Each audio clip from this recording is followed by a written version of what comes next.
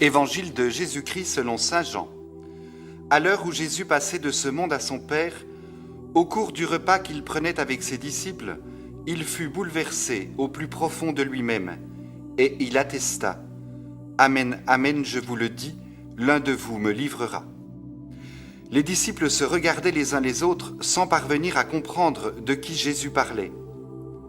Comme il y avait à table tout contre Jésus l'un de ses disciples, celui que Jésus aimait, Simon-Pierre lui fait signe de demander à Jésus de qui il veut parler. Le disciple se penche donc sur la poitrine de Jésus et lui dit : « Seigneur, qui est-ce » Jésus lui répond : « C'est celui à qui j'offrirai la bouchée que je vais tremper dans le plat. » Il trempe la bouchée et la donne à Judas, fils de Simon, l'Iscariote. Et quand Judas eut pris la bouchée, Satan entra en lui. Jésus lui dit alors : « Ce que tu fais, fais-le vite. » Mais aucun des convives ne comprit le sens de cette parole. Comme Judas tenait la bourse commune, certains pensèrent que Jésus voulait lui dire d'acheter ce qu'il fallait pour la fête, ou de donner quelque chose aux pauvres. Quand Judas eut pris la bouchée, il sortit aussitôt. Il faisait nuit. Quand il fut sorti, Jésus déclara : « Maintenant, le Fils de l'homme est glorifié, et Dieu est glorifié en lui.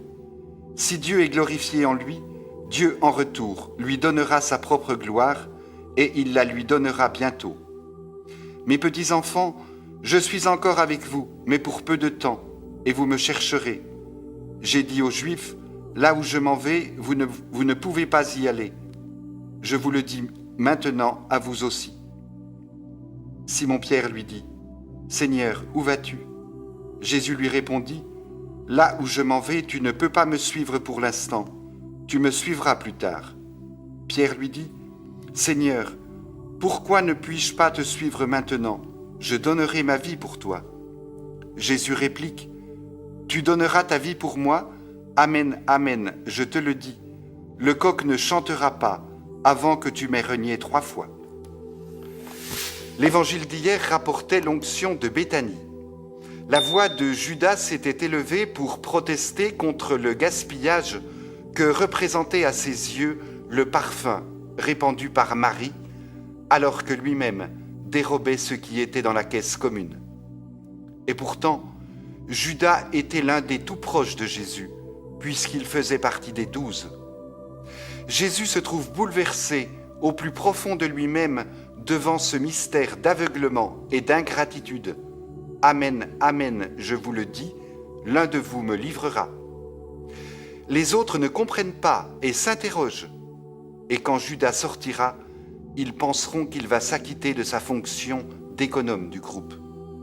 En réalité, tout cela est l'œuvre du diable. Satan entra en lui, note l'évangéliste. Il faisait nuit. Oui, c'est l'heure des ténèbres. Il vaut donc mieux que les choses ne traînent pas. Ce que tu as à faire, fais-le vite. L'angoisse de Jésus est peut-être aussi la nôtre devant un tel mystère d'aveuglement. Nous non plus, nous n'arrivons pas à comprendre. Pourquoi l'amour est-il si souvent mis en échec ? Pourquoi le bien engendre-t-il parfois le mal ? Et nous-mêmes, pourquoi refusons-nous parfois la lumière ? Il nous arrive, comme à Judas, d'être tentés de sortir dans la nuit. Il nous arrive, comme à Pierre, de renier le Christ.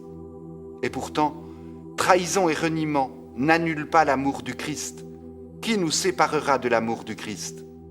Aide-nous, Seigneur, à ne jamais désespérer de toi.